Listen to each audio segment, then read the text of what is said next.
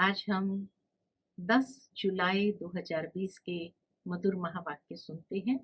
ओम शांति। मीठे बच्चे, तुम इस पढ़ाई से अपने सुखधाम जाते हो, वाया शांति धाम। यही तुम्हारी एम ऑब्जेक्ट है। ये कभी भी भूलनी नहीं चाहिए। पढ़ाई की एम ऑब्जेक्ट बाबा स्पष्ट कर रहे हैं कि तुम बच्चों को कभी भी पढ़ाई की एम ऑब्जेक्ट भूलनी नहीं चाहिए कि हम शांति धाम और फिर सुख धाम जाते हैं। प्रश्न है आज की मुरली का, तुम बच्चे साक्षी होकर इस समय ड्रामा की कौन सी सीन देख रहे हो? कौन सी ऐसी सीन ड्रामा की हम सभी बच्चे देख रहे हैं? उत्तर है, इस समय ड्रामा में टोटल दुख की सीन है। टोटल दुख की सीन है। अगर किसी को सुख है भी तो अल्पकाल का विष्टा के समान, बाकी दुख ही दुख है। तुम बच्चे अभी रोशनी में आए हो, जानते हो सेकंड बाय सेकंड बेहद सृष्टि का चक्र फिरता रहता है। एक दिन न मिले दूसरे से, सारी दुनिया की एक्ट बदलती रहती है, नई सीन चलती रहती है। आज बाबा कहे बच्चों को डबल ओम शांति। एक बाप स्वधर्म में टिके हुए हैं, दूसरा बच्चों को भी कहते हैं अपने स्वधर्म में टिको, है ना। तो डबल ओम शांति बाबा कर रहे हैं। और बाप को याद करो, अपने स्वधर्म में स्थित होकर बाबा को याद करो। और कोई ऐसे कह ना सके कि स्वधर्म में टिको। तुम बच्चों की बुद्धि में निश्चय है, निश्चय बुद्धि विजयंती, वही विजय पाएंगे। बाबा कहे निश्चय बुद्धि विजयंती, जो निश्चय बुद्धि होंगे वही विजय को पाएंगे। काहे की विजय पाएंगे? किस चीज की विजय पाएंगे हम? बाप के वर्षे की। स्वर्ग में जाना यह है बाप के वर्षे की विजय पाना। बाकी है पद के लिए पुरुषार्थ। स्वर्ग में जाना तो जरूर है। बच्चे जानते हैं ये छीछी दुनिया है, बहुत अथाह दुख आने वाले हैं। ड्रामा के चक्र को भी तुम जानते हो। अनेक बार बाबा आया हुआ है, पावन बनाए सभी आत्माओं को मच्छरों सदृश ले जाने, फिर खुद भी निर्वाण धाम में जाकर निवास करेंगे। बच्चे भी जाएंगे। तुम बच्चों को यह तो खुशी रहनी चाहिए, इस पढ़ाई से हम अपने सुख धाम जाएंगे, वाया शांति धाम। यह है तुम्हारी एम ऑब्जेक्ट, ये भूलनी नहीं चाहिए। रोज रोज सुनते हो, समझते हो, हमको पतित से पावन बनाने के लिए बाप पढ़ाते हैं। पावन बनने का सहज उपाय बताते हैं। कौन सा पावन बनने का सहज उपाय बाबा कौन सा बताते हैं? याद का। यह भी नई बात नहीं है, लिखा हुआ है। भगवान ने राजयोग सिखाया, सिर्फ भूल कर दी है जो कृष्ण का नाम डाल दिया है। ऐसे भी नहीं बच्चों को जो नॉलेज मिल रही है वह गीता के सिवाय और कोई शास्त्रों में होगी। बाबा जो नॉलेज हम बच्चों को देते हैं उसका बाबा कहे आटे में नमक जितना गीता में है, बाकी और कोई शास्त्र में नहीं है। बच्चे जानते हैं कोई भी मनुष्य की महिमा है नहीं जैसे बाप की है। बाप न आए तो सृष्टि का चक्र ही न फिरे, दुख धाम से सुख धाम कैसे बने? सृष्टि का चक्र तो फिरना ही है, बाप को भी जरूर आना ही है। बाप आते हैं सबको ले जाने, फिर चक्र फिरता है। बाबा ले जाएंगे परम धाम, फिर वापस चक्र फिरेगा। बाप न आए तो कलयुग से सतयुग कैसे बने? बाकी यह बातें कोई शास्त्र में नहीं है, राजयोग है ही गीता में। अगर समझे भगवान आबू में आया है तो एकदम भागे मिलने के लिए। सन्यासी भी चाहते तो है ना कि भगवान से मिले, पतित पावन को याद करते हैं वापस जाने के लिए। अभी तुम बच्चे पद्मा पदम भाग्यशाली बन रहे हो। सोचो, जिसको सारी दुनिया याद करती है लेकिन मिलने का सौभाग्य हम बच्चों को मिला, तो कितने सौभाग्यशाली हो गए हम। वहां अथाह सुख होते हैं स्वर्ग में। नई दुनिया में जो देवी देवता धर्म था वह अभी नहीं है। बाप दैवी राज्य की स्थापना करते ही है ब्रह्मा द्वारा। यह तो क्लियर है, तुम्हारी एम ऑब्जेक्ट ही यह है, इसमें संशय की बात ही नहीं है। आगे चलकर समझ ही जाएंगे। राजधानी जरूर स्थापन होती है। आदि सनातन देवी देवता धर्म है। जब तुम स्वर्ग में रहते हो तो इनका नाम ही भारत रहता है। फिर जब तुम नर्क में आते हो तब हिंदुस्तान नाम पड़ता है। लेकिन देखो, ड्रामा अनुसार अभी कहा जाता है कि इंडिया नाम तो बिल्कुल कैंसल हो गया। अभी दुनिया के अंदर भारत नाम को ही मशहूर करना है, नाम ही वापस भारत रख दिया है। तो बाबा जैसे कहते हैं हम सत्य की ओर जा रहे हैं ना, तभी तो आज सुप्रीम कोर्ट के द्वारा भी ये आ गया कि भाई भारत ही नाम रहेगा। ओरिजिनल नाम भारत है तो भारत ही रहेगा। यहाँ कितना दुख ही दुख है। फिर यह सृष्टि बदलनी है, फिर यह सृष्टि बदलती है। फिर स्वर्ग में है ही सुखधाम। यह नॉलेज तुम बच्चों को है। दुनिया में मनुष्य कुछ भी नहीं जानते। बाप खुद कहते हैं अभी है अंधियारी रात, रात में मनुष्य धक्के खाते रहते हैं, तुम बच्चे रोशनी में हो। यह भी साक्षी हो बुद्धि में धारण करना है। सेकंड बाय सेकंड बेहद सृष्टि का चक्र फिरता रहता है। एक दिन न मिले दूसरे से, सारी दुनिया की एक्ट बदलती रहती है, नई सीन चलती रहती है। इस समय टोटल है दुख की सीन। अगर सुख है तो भी कैसा है, काग विष्टा समान। बाकी दुख ही दुख है। इस जन्म में करके सुख होगा, फिर दूसरे जन्म में दुख। अब तुम बच्चों की बुद्धि में ये रहता है अभी हम जाते हैं अपने घर, इसमें मेहनत करनी है पावन बनने की। श्री श्री ने श्रीमत दी है श्री लक्ष्मी नारायण बनने की। बैरिस्टर मत देंगे बैरिस्टर भव। अब बाप भी कहते हैं श्रीमत से यह बनो, श्री श्री बनो। अपने से पूछना चाहिए मेरे में कोई अवगुण तो है नहीं। बाबा कहे अपने से पूछो क्या मेरे में कोई अवगुण तो नहीं है। इस समय गाते भी है मुझ निर्गुण हारे में कोई गुण नहीं, आप ही तरस पिरोए। तरस अर्थात रहम। बाबा कहते हैं बच्चे मैं तो किसी पर रहम करता ही नहीं हूं, रहम तो हर एक को अपने ऊपर करना है। ये ड्रामा बना हुआ है, बेरहमी रावण तुमको दुख में ले आता है।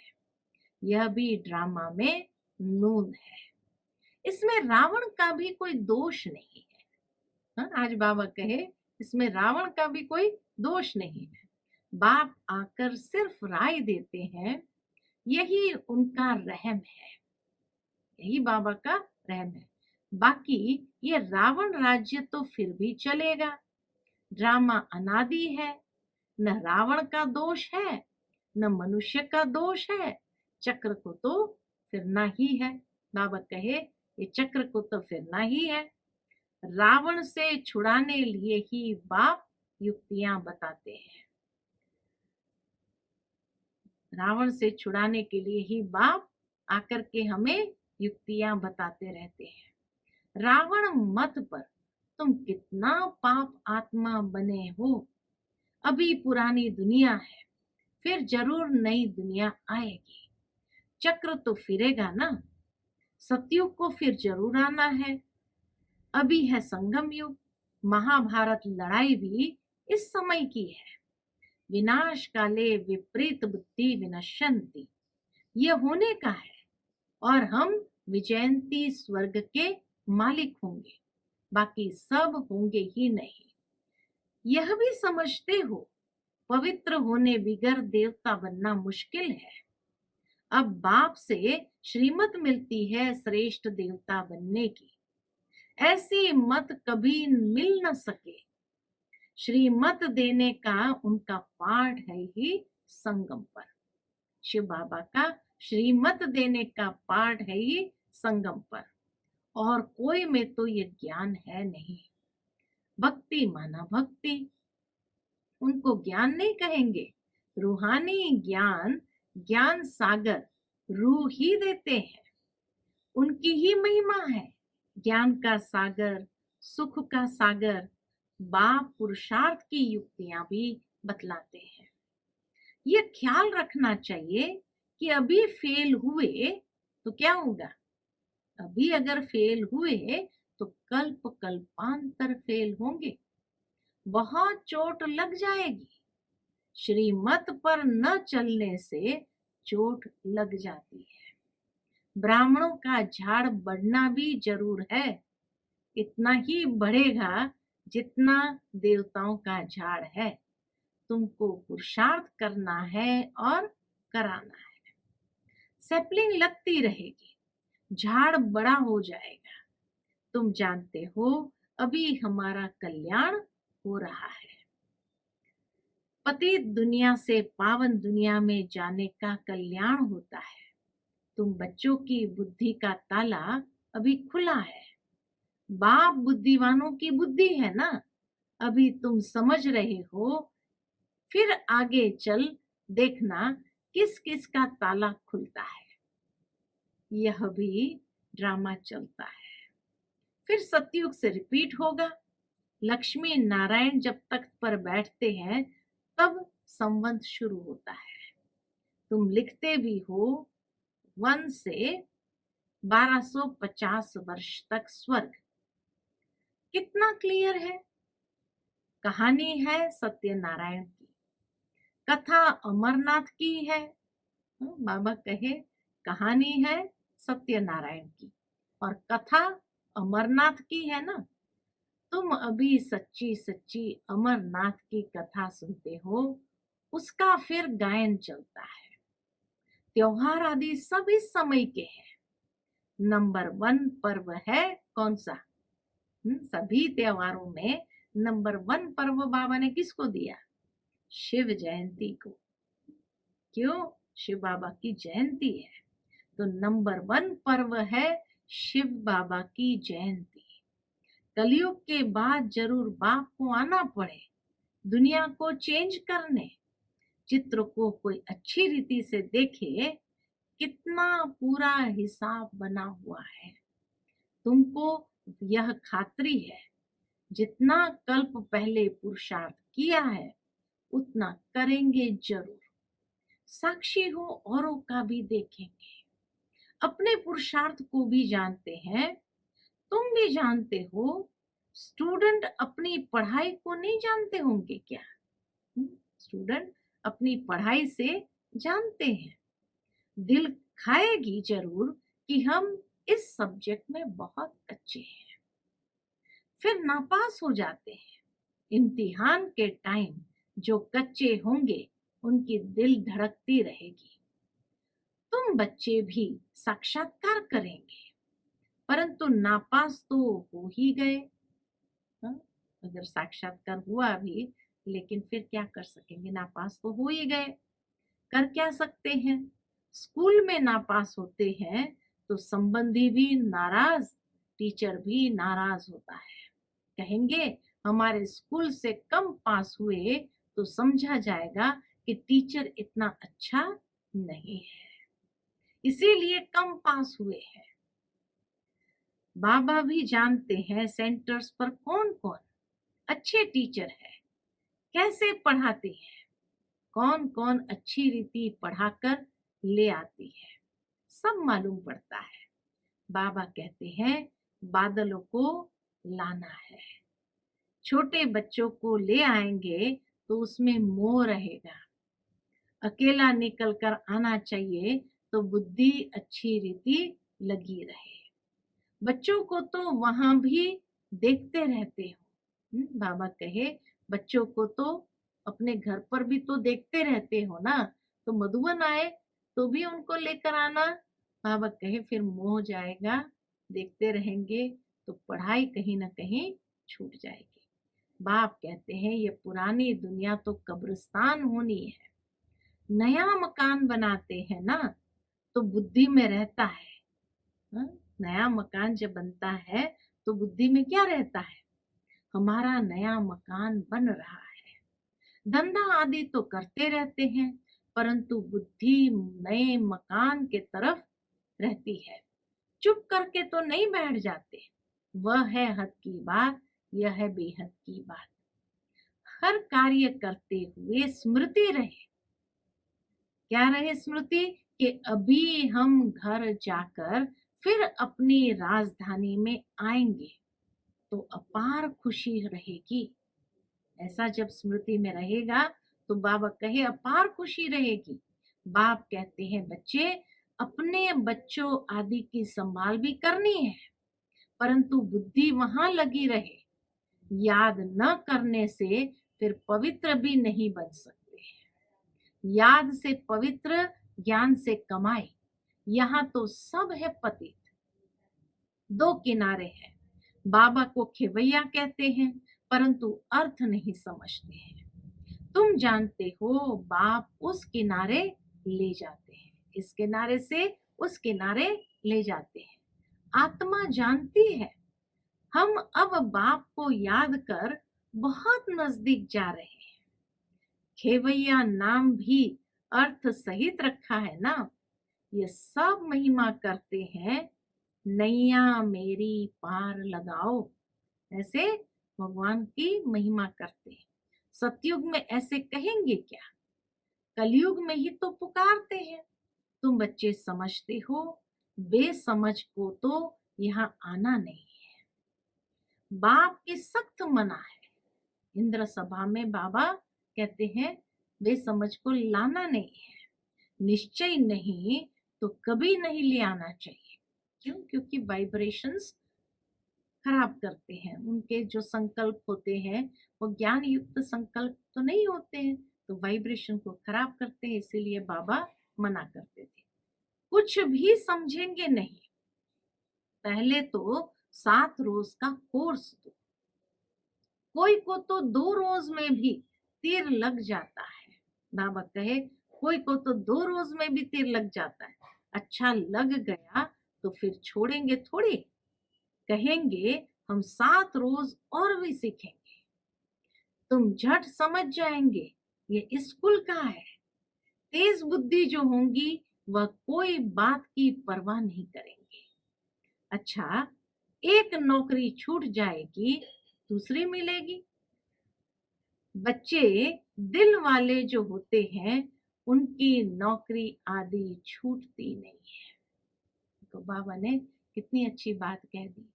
जिनका बाबा से सच्चे दिल का प्यार है उनको कभी भी नौकरी छूटती नहीं है। तेज बुद्धि जो होंगे वो कोई बात की परवाह नहीं करेंगे। अच्छा एक नौकरी छूट जाएगी, दूसरी मिल जाएगी। बच्चे दिल वाले जो होते हैं उनकी नौकरी आदि छूटती ही नहीं है। ये रहस्य वाली बात है। खुद ही वंडर खाते हैं। बच्चियां कहती है हमारे पति की बुद्धि फेरो। बाबा कहते हैं मुझे मत कहो, तुम योग बल में रह फिर बैठ ज्ञान समझाओ। बाबा थोड़ी बुद्धि को फेरेंगे, फिर तो सभी ऐसे धंधे करते रहेंगे। फिर तो सभी बाबा के पास आएंगे, कहेंगे बाबा हमारे पति की बुद्धि फेरो, हमारे बच्चे की बुद्धि फेरो। फिर एक एक की बुद्धि फेरते रहेंगे क्या बाबा? जो रस्म निकलती है उनको पकड़ लेते हैं। कोई गुरु, हाँ बाबा कहे कोई गुरु आदि से सीखते, कोई गुरु से किसको फायदा हुआ पूछते हैं। सुना तो बस उनके पिछाड़ी पड़ जाते हैं। सुना ये गुरु बहुत अच्छा है, बस कई लोग फिर उसके पीछे पड़ जाते हैं। नई आत्मा आती है, अब रहस्य की बात देखो बाबा बताते हैं। नई आत्मा आती है तो उनकी महिमा तो निकलेगी ना, फिर बहुत फॉलोअर्स बन पड़ते हैं। इसलिए इन सब बातों को देखना नहीं है, तुमको देखना है। क्या देखना है? तुमको देखना है अपने को। हम कहाँ तक पढ़ते हैं ये चेकिंग करो, बाबा कहे ये देखो। यह तो बाबा डिटेल में जैसे चिट चैट करते हैं। बाकी सिर्फ कह देना बाप को याद करो, ये तो घर में भी रह कर सकते हैं। बाप को याद करना ये तो कहाँ भी रह कर सकते हैं, लेकिन ज्ञान का सागर है तो जरूर ज्ञान भी देंगे ना। यह है मुख्य बात, मन मना भव। साथ में सृष्टि के आदि मध्य अंत का राज भी समझाते हैं। चित्र भी तो इस समय बहुत अच्छे अच्छे निकले, उनका भी अर्थ बाप समझाते हैं। विष्णु की नाभि से ब्रह्मा को दिखाया है। त्रिमूर्ति भी है, फिर विष्णु की नाभि से ब्रह्मा, यह फिर क्या है? बाबा कहे चित्र भी दिखाते हैं ऐसे कि विष्णु की नाभि से ब्रह्मा निकला, फिर क्या है? बाप बैठ समझाते हैं ये राइट है या रॉन्ग है। ये बाबा क्लियर कर देते हैं। मनोमय चित्र भी ढेर बनाते हैं ना। कोई कोई शास्त्र में चक्र भी दिखाया है, परंतु कोई ने कितनी आयु लिख दी है, कोई ने कितनी आयु, अनेक मत है ना। शास्त्र में हद की बातें लिख दी है। बाप बेहद की बात समझाते हैं कि सारी दुनिया में है रावण राज्य। यह तुम्हारी बुद्धि में ज्ञान है। हम कैसे पतित बने, फिर पावन कैसे बनते हैं, पीछे फिर और धर्म आते हैं, अनेक वैरायटी है। एक न मिले दूसरे से, एक जैसे बाबा कहे एक न मिले दूसरे से, एक जैसे फीचर्स वाले दो हो न सकते। सारे संसार में वैसे दुनिया में कहती एक फीचर्स वाले 7 होते हैं, लेकिन बाबा कहे एक जैसे फीचर्स वाले 2 भी नहीं हो सकते। अगर जुड़वा भी है तो उसमें भी अंतर थोड़ा बहुत तो होगा ही होगा। यह बना बनाया खेल है जो रिपीट होता रहता है। बाप बच्चों को बैठ समझाते हैं। टाइम थोड़ा होता जाता है, अपनी जांच करो, हम कहाँ तक खुशी में रहते हैं। हमको कोई विकर्म नहीं करना है, तूफान तो आएंगे। बाप समझाते हैं बच्चे अंतर्मुख होकर अपना चार्ट रखो, तो जो भूले होती है उनका पश्चाताप कर सकेंगे। यह जैसे योग बल से अपने को माफ करते हैं। कितनी अच्छी बात बाबा ने बताई। जब एकांत में बैठ करके अपना चार्ट देखेंगे तो जो भूले हैं उसको रियलाइज करके पश्चाताप होगा, और फिर अंदर में आएगा योग बल से हम उसको ठीक कर दे, उन भूलों को समाप्त कर दे, भस्म कर दे। तो इसको कहते हैं जैसे योग बल से अपने आप को माफ करना। बाबा कोई क्षमा या माफ नहीं करते हैं। कोई अगर कहे बाबा हम क्षमा मांगते हैं, आप हमें माफ कर दो, तो बाबा कहते हैं मैं क्षमा या माफ नहीं करता हूं। ड्रामा में क्षमा अक्षर ही नहीं है। तुमको अपनी मेहनत करनी है, यानी खुद खुद को माफ करो, खुद खुद को क्षमा करो, खुद खुद पर रहम करो, है ना। बाबा कर दे, बाबा कहते हैं बाबा तो है ही डिटैच्ड। जैसे गीता के अंदर भगवान ने कहा मैं युद्ध नहीं करूंगा, मैं सिर्फ सारथी बनूंगा। तो बाबा सिर्फ सारथी बनता है।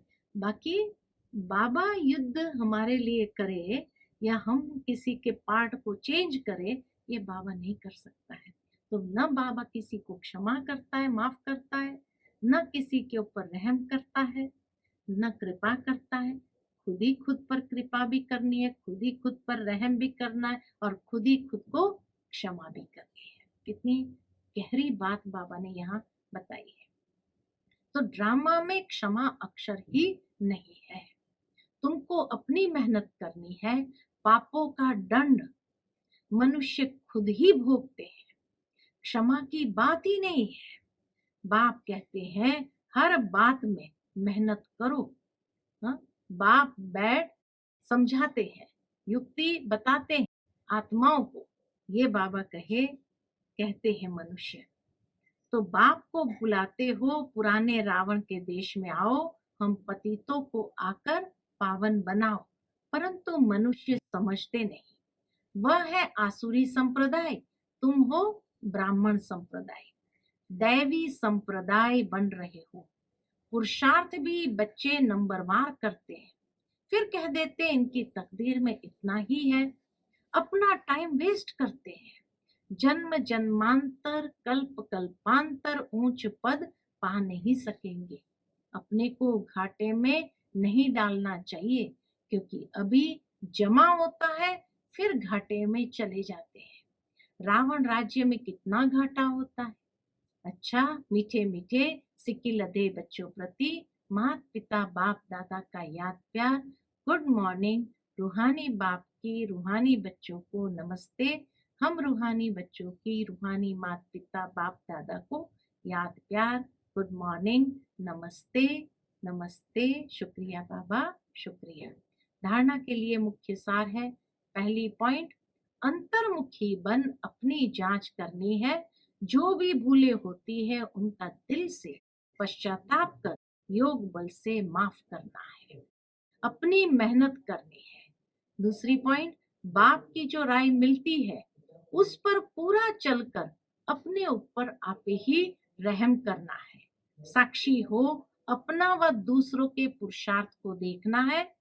कभी भी अपने आप को घाटा नहीं डालना है।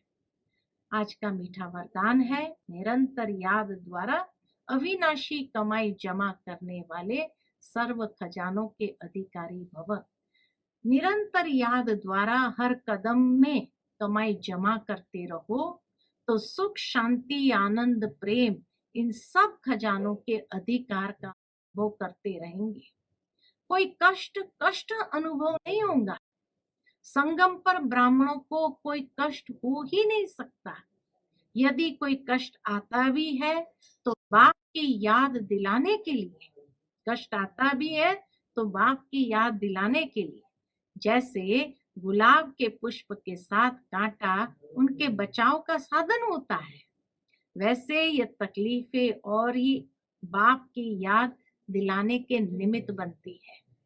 आज का स्लोगन है, परमात्मा श्रीमत के आधार पर कर्म रूपी बीज को शुभ संकल्पों का जल मिलता रहे तो बीज शक्तिशाली बन जाएगा। परमात्मा श्रीमत के आधार पर कर्म रूपी बीज को शुभ संकल्प का जल मिलता रहे तो बीज शक्तिशाली बन जाएगा। अच्छा, Om Shanti. To watch Peace of Mind channel videos on YouTube, subscribe us on youtube.com/tvpeaceofmind. Just a click for a peaceful life.